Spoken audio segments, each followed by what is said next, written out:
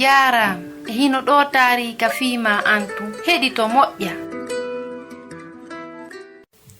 Fiino Yusufu firiri koyɗi ɗi, Allah yejjitataa hay gooto.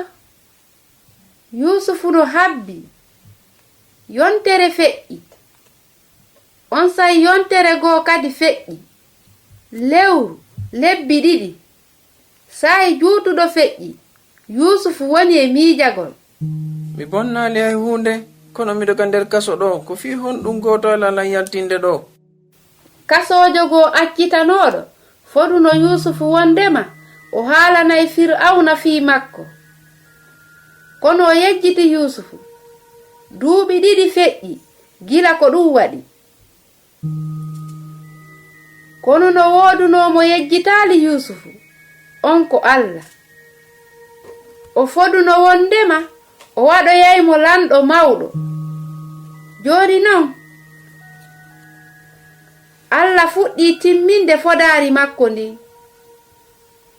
Fir'auna hoyɗi koyɗol, kono hay gooto waawaali firande Fir'auna ko hoyɗi kon. Himo moni. On say tunde wootere suka kurkantoɗo on Fir'auna anditi goɗɗum. Miɗo andi goɗɗo wawɗo firde koyɗi ɗin, ko Yusufu o wi'ete.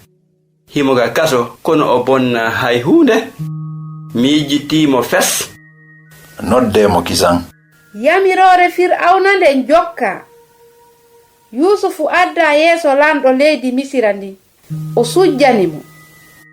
Mi nani no wi'e wondema hiɗa waawi firude koyɗi ɗin. Firawna mawɗo, inamin ko Allah firata koyɗi ɗin firo moƴƴo. Mi hoyɗi wondema miɗo dari daande niiluwol. Mi yii kolce jeeɗiɗi nayi ngarbuɗi laatiɗi no ƴawa niiluwol. Ɗin nayi horiiɗi kaanuɗi ñaami ɗiya kolce jeeɗiɗi ngarbuɗi. On say mi yii kadi e koyɗol goo cawti jeeɗiɗi hebbinɗi labaaɗi. Cawti sewɗi ɗin moɗi cawti labaaɗi ɗin. Mi filitani ndureɓɓen ɗin koyɗi, kono hay gooto firanaali lanɗi. Ko honɗum woni firo ɗum? Harayɗa waawi sifanaade lan? Allah no yewtudema wondema duuɓi jeeɗiɗi haarande tiiɗunde ko arata on soñay ko ɗuuɗi e nder leydi Misira ndi. Kono duuɓi jeeɗiɗi hayge hikkoɗon hunde fuɗata pellet ko ɗum waɗata e ko ɓurata waɗude ko ɗaɓɓugol aaden faamuɗo gandituɗo o mooɓa ko soñita kon e nder duuɓi haarande ɗen fii wata men maayu sabbu heege aroyonge nge. Nden yewtere weli Fir'auna. Kwa woni on neɗɗo, Allah no wondi e ma. O suɓimo o waɗimo hoorejo ka galle makko. Yimɓe leydi ndin fuu no haani ɗoftaade mo. Ko non Yusufu woniri ɗimmo e laamiɓe ɓen e leydi ndi. Hari ɗum no diwi mo. Hari Allah yejjitaali mo hay si tawi o hoolanooki ɗum. Ɓen gootoɓe makko ɓen no anyi mo. O yeeya, o watta maccuɗo. O soka fii kala hunde o bonna. O feƴƴini duuɓi 10 sonja. Ɗum no haanuno wakkilinde mo. Allah yejjitataa hay gooto. Hay an, hoolo, halfinaamo ngurdam maaɗan.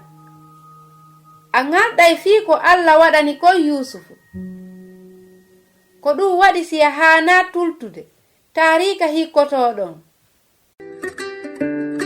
Ko Husaynatu wonno e yewtudema. Mi weltanike ma fii ko heɗitiɗa kon. Hiɗen e saayi.